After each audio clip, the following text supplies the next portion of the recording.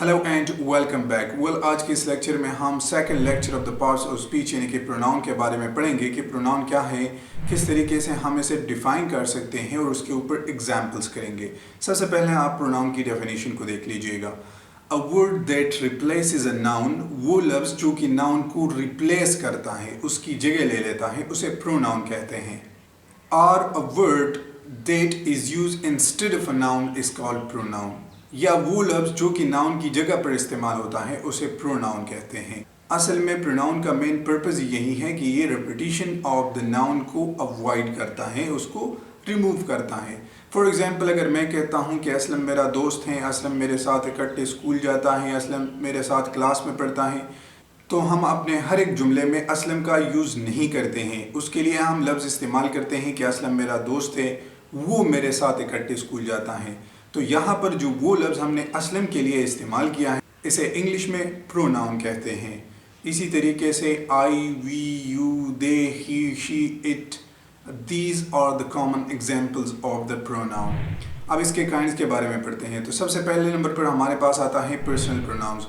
Those pronouns that is used for persons are called personal pronouns. वो pronoun जो हम इंसानों के लिए या बंदों के लिए इस्तेमाल करते हैं, उसे रिप्लेस करने के लिए इस्तेमाल करते हैं, वो हमारे पास कहलाते हैं पर्सनल प्रोनाउन। पर्सनल प्रोनाउन के तीन मेन काइंड्स हैं। एक को हम कहते हैं फर्स्ट पर्सन प्रोनाउन, दूसरे को सेकंड पर्सन और तीसरे को हम थर्ड पर्सन प्रोनाउन कहते हैं। आई और वी को हम फर्स्ट पर्सन प्रोनाउन कहते हैं, यू को हम सेकंड पर्सन प्रोनाउन कहते हैं और बाकी के जितने भी प्रोनाउंस हैं जैसे कि ही, शी, दे, ये हमारे पास थर्ड पर्सन प्रोनाउन में आते हैं। Demonstrative pronoun is that pronoun that point out an object refer to it. ये वो प्रोनाउन होते हैं जो हमें किसी पर्टिकुलर चीज़ की तरफ इशारा करके बताता है कि ये प्ला चीज़, वो प्ला बंदा। तो ये और वो जो हैं ये हमारे पास डिमॉन्स्ट्रेटिव प्रोनाउन के एग्जाम्पल्स हैं। For example, this is my book. अब दिस में ये जो दिस का लफ्ज़ है ये उस बुक की तरफ इशारा करके कहता है कि ये मेरा बुक है। वो प्ला बंदा, दैट पर्सन, ठीक है। तो this, that, these, Dooj, these are the common examples of the demonstrative pronoun. Interrogative pronoun. Interrogative pronoun is that pronoun that is used for asking questions. Those pronoun that is used for asking questions. Who are you? When will you come here? Where are you going? These are some of the common examples of the interrogative pronouns. Possessive pronoun. Possessive pronoun is that pronoun that shows the possession or the ownership of something. For example, this ballpoint is mine. अब mine का ये जो लफ्ज़ है ये हमें इसकी ownership को represent करने के लिए इस्तेमाल करते हैं। तो mine, theirs, yours, ours, these are the common examples of the possessive pronoun.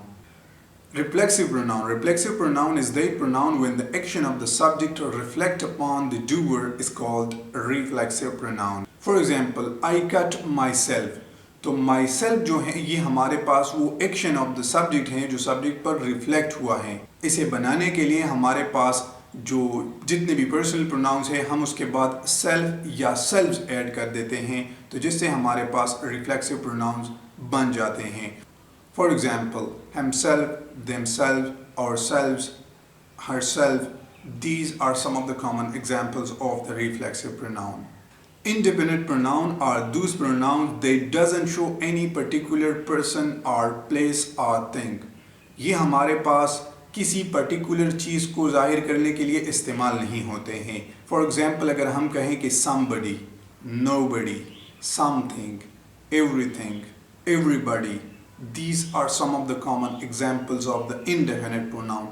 चूँकि ये हमें किसी चीज़ के या किसी बंदे के क्वालिटी या क्वांटिटी के बारे में नहीं बताते हैं, तो हमें वो जो एग्जैक्ट चीज़ है वो शो आउट नहीं करते, इसलिए इसके लिए जो प्रोनाउन हम यूज़ करते हैं उसे इनडेफिनिट प्रोनाउन कहते हैं। What is a relative pronoun? A relative pronoun is the pronoun that refer back to the subject that is used earlier before in a sentence. ये हमारे पास उन सब्जेक्ट्स के लिए, उन नाउन्स के लिए इस्तेमाल होता है जो उसी जुमले में उससे पहले इस्तेमाल हुए होते हैं। मैं आपको आसान एग्जांपल देता हूँ। Aslam who is my best friend. Aslam के बाद जो हु का हमने इस्तेमाल किया है, तो अब हु हमारे पास प्रोनाउन है, लेकिन ये हु यहाँ पर क्वेश्चन पूछने के लिए इस्तेमाल नहीं हुआ है। ये हु इससे पहले इस्तेमाल होने वाले असलम के लिए इस्तेमाल हुआ है। लिहाजा वो प्रोनाउन जो किसी सेंटेंस के मिड में हमारे पास उससे पहले यूज होने वाले नाउन को रिप्रेजेंट करें तो वो हमारे पास रिलेटिव प्रोनाउन होंगे। इंट्रोगेटिव प्रोनाउन और रिलेटिव प्रोनाउन का मेन डिफरेंस यही है कि जब हमारे पास रिलेटिव प्रोनाउन क्वेश्चन पूछने के लिए इस्तेमाल होते हैं तो तब हम इसे इंट्रोगेटिव प्रोनाउन कहेंगे, और जब ये हमारे पास दो क्लासेस को आपस में मिलाने के लिए इस्तेमाल होते हैं तो तब हम इसे रिलेटिव प्रोनाउन कहेंगे। होपफुली आप लोगों को ये वीडियो यहाँ तक समझ में आ चुकी होगी। इस टॉपिक से रिलेटेड अगर आप लोगों का कोई भी क्वेश्चन हो तो आप लोग कमेंट सेक्शन में मुझसे पूछ सकते हैं। बेसिक ग्रामर, इंटरमीडिएट ग्रामर और अपनी स्पीकिंग स्किल को इम्प्रूव करने के लिए हमारे YouTube channel how to learn English को विजिट करके सब्सक्राइब कीजिएगा। Thanks for watching and bye for now.